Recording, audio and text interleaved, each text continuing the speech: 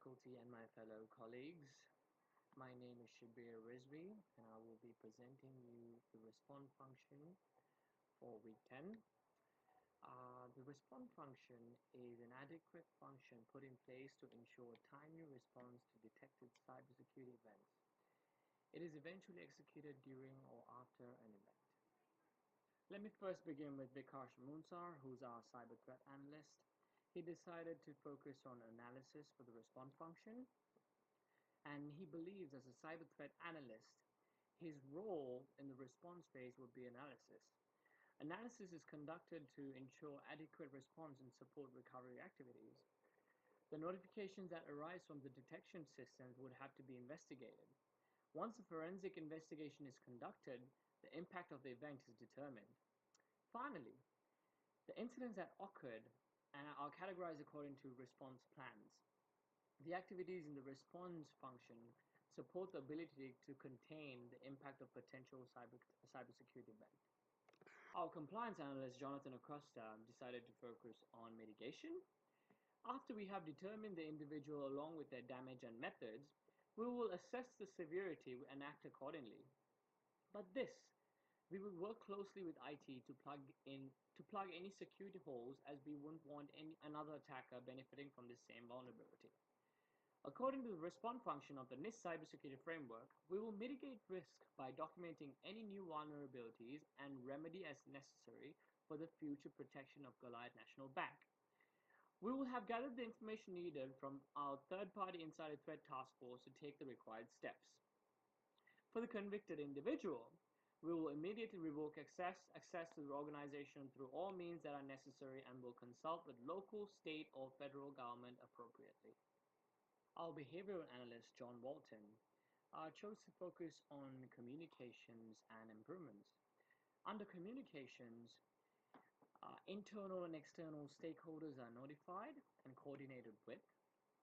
The right law enforcement agencies are notified so that they can do what they do best and contact us if necessary. It is imperative to share information of an incident and coordinate with stakeholders consistently with response plans. If we want to broaden our cybersecurity situational awareness, we must share information voluntarily with external stakeholders. Improvements. We learn from our mistakes. We improve on our weaknesses and review our policies for suitable updates anytime there is an event in the industry.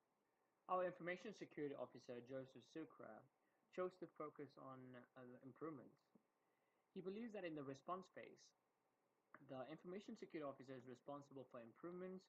Organizational response activities are improved by incorporating lessons learned from current and previous detection response activities. According to the NIST framework, response plans incorporate lessons learned and updated strategies for processes.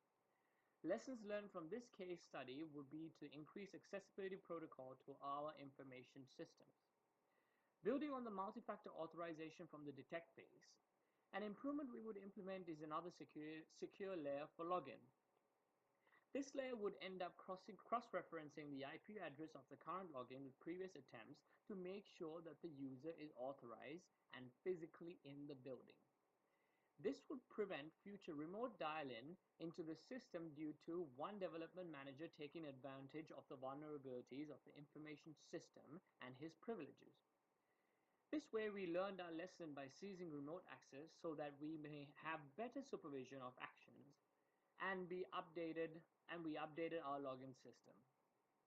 A username, password, access key, and now an IP cross-reference will be required for login. This new layer will make it easier for the other team members to identify anomalies. Lastly, I, Shabir Rizvi, the IT risk analyst for the group, chose to focus on mitigation. First and foremost, after listening to some of our guest speakers from class, I've learned that it's a good idea to conduct control phishing tests on employees and, according to the results obtained, educate the employees on the new threats that we face. This is one of the best ways to mitigate an attack. Second of all, it's vital to keep scheduled signature updates and monitor the antivirus status on all equipment and keep them updated at all times.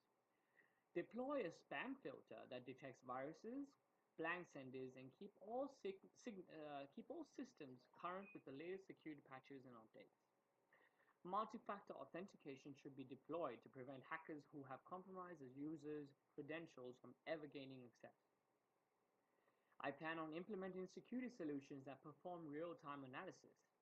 Such analysis requires the filtering of noise, so the security solution can work with just the information that is likely to detect an attack. Data-driven intelligence is the key to quickly identifying, controlling, and minimizing the damage caused by an attacker. In conclusion, it's vital to research newly identified vulnerabilities that are mitigated or documented as accepted risks, because it's the best way to put preventive measures in place by learning from previous attacks. Thank you and have a wonderful day.